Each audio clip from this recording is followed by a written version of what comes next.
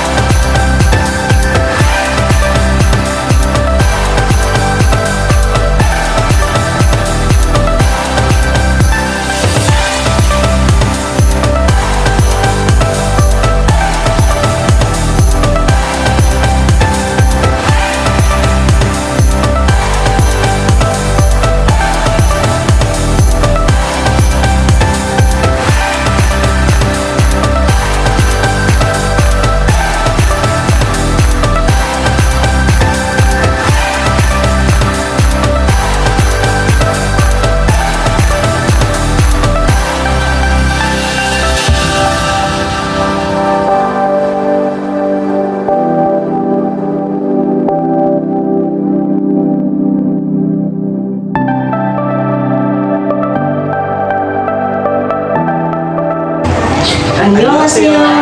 저는 쉘던입니다. 저는 마크입니다. 안녕하세요. 저는 아일라입니다. 저는 아브리입니다.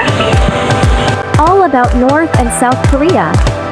North and South Korea have been rather tense for some time, which might be an understatement. But this year, we saw North Korea's leader, Kim Jong-un, walk over the border to shake hands with South Korea's president, Moon Jae-in.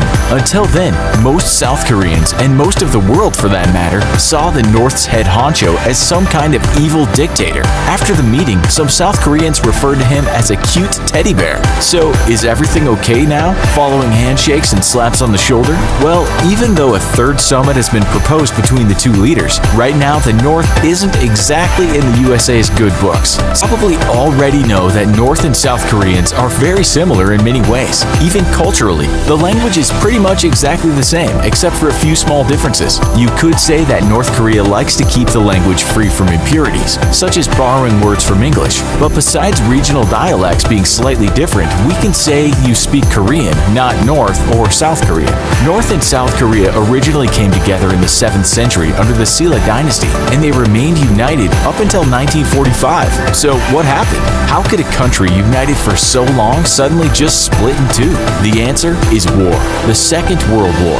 But it's a bit more complicated than that. Prior to the Second World War, there was something called the First Sino-Japanese War, which was a war between China and Japan between 1884 and 1895. Based on the Western industrial model, Japan had become a very powerful country in the 19th century. No longer a backwater, as the members of the British Empire used to call it. Japan emerged as an empire itself. Korea, on the other hand, had been rather fearful of foreigners and Western industrialization, especially the elite that ruled over the country. They didn't want outsiders messing in their business. But then, in 1880, things started to change. Korean diplomats went on a mission to Japan that year. While in Japan, they were presented with a study from a Chinese diplomat, which was called A Strategy for Korea. In part, that study warned that the Russians were coming. It also said, stay friendly with us, the Chinese, and don't get on the wrong side of Japan. Japan wasn't an immediate threat at that time, but the Chinese diplomat advised the Koreans to stay close with the burgeoning nation. At the same time, Korea was also advised to form good relations with the United States, who also could provide protection from the Russian juggernaut. In 1882, Korea signed a treaty with the US called the Treaty of Peace, Amity, Commerce, and Navigation. So far, so good.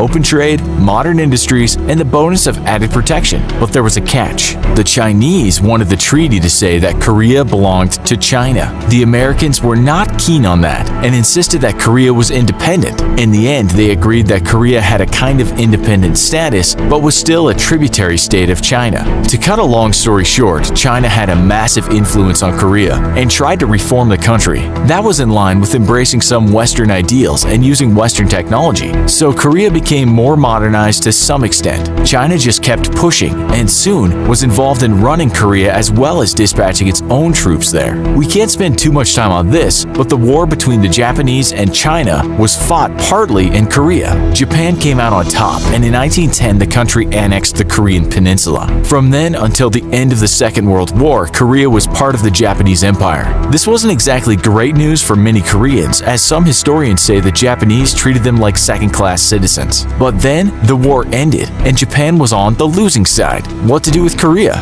That was in the hands of the winners, the Allied powers. No more empire for you, said the Allies to Japan. It was up to the USA to take over the administration side of Korea, but it wasn't keen on the idea of running the country. The Soviet Union was keen and wanted the land it thought it deserved. Russia had lost a war with Japan in the early 20th century, called the Russo-Japanese War. That's why the Soviets, to some extent at least, thought they deserved control of Korea. Underdeveloped Korea for so long had been standing between these giants of Japan, China, and Russia, and basically everyone at some point wanted a piece of it, or should we say, all of it. It was actually quite surprising that the Japanese had defeated the Russian Empire, and so perhaps Russia had been left with some egg on its face. After winning wars both against China and Russia, the West knew that Japan certainly was a mightier power, but that ended with its defeat at the hands of the US in the Second World War. Two Americans called Dean Rusk and Charles Bonesteel had the responsibility of making borders in the US-occupied territories in East Asia. They came up with the idea of splitting Korea into two, almost in half, divided by what's called the 38th parallel.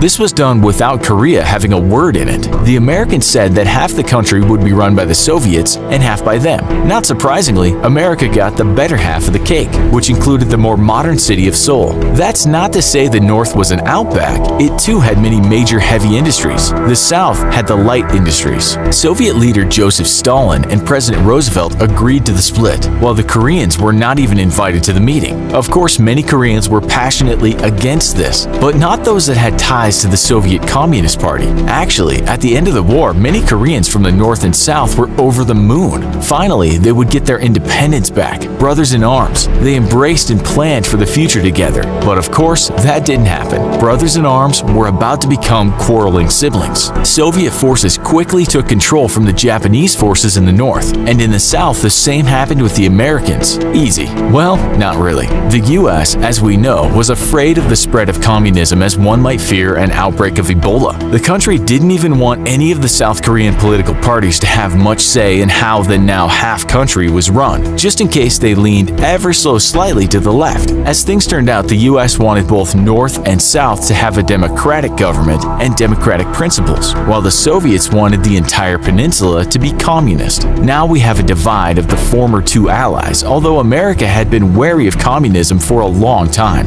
The US and Soviet leaders were even supposed to meet in 1948 to discuss the idea of reunifying Korea and leaving the country to its own devices, but both countries were so afraid of the other that this didn't happen. In 1948, the Americans pretty much installed their own idea of a good leader for the South, a staunch anti-communist called Syngman Rhee. The Soviets installed Kim Il-sung as leader. He'd been a fighter in the Red Army, and of course was a puppet for the Soviet Empire, as much as Rhee was the puppet for the empire that dare not speak its name, i.e. America. Like Stalin, the North had to be ruled by a godlike character, and a cult of personality was sown into the minds of those Koreans living in the North. You must remember, at this point, the Koreans were still just Koreans. They'd been split in half without any say in it. Of course, many North Koreans weren't on board with such things as supreme leaders and all that attendant propaganda. But if you've read Plato, you'll have heard of the noble lie. Plato said that if the elite must rule, they must tell a huge whopper, create a mythology for the not-so-clever public consumption. Plato said that it was noble because the normal folks need this lie to bring them to together under one great myth, just as religion brought people together under one truth. Plato said, if the first generation don't buy it, the second will mostly, and you'll have the third completely if you fill their heads with this idea from being children. That's how many North Koreans became so enamored with their godly leader. Well, that and fear. But then, in 1950, Kim Il-sung got ambitious and decided he wanted to rule the whole peninsula. That was the start of a 3-year-long war called the Korean War. The Americans joined the South with other countries of the United Nations, and they defeated the North. 3 million people died, and in the end, nothing at all really changed. Korea was still divided at the 38th parallel. After that, the demilitarized zone was set up to prevent more blood from being spilled, and to prevent people from reuniting or escaping. People did get through though, most of them Northerners trying to get into the South. Both countries, though, soon became enemies, or at least enemies in ideals. The North was strictly communist with its Korean Workers' Party, and the South espoused capitalism, individual freedom, and American values. The Americans have kept bases in Korea since. As you watch this, there are about 28,000 US troops based in South Korea. Will they stay or will they go? Well, you'll have to keep your eyes on the news. Sadly, some North and South Koreans still hate each other.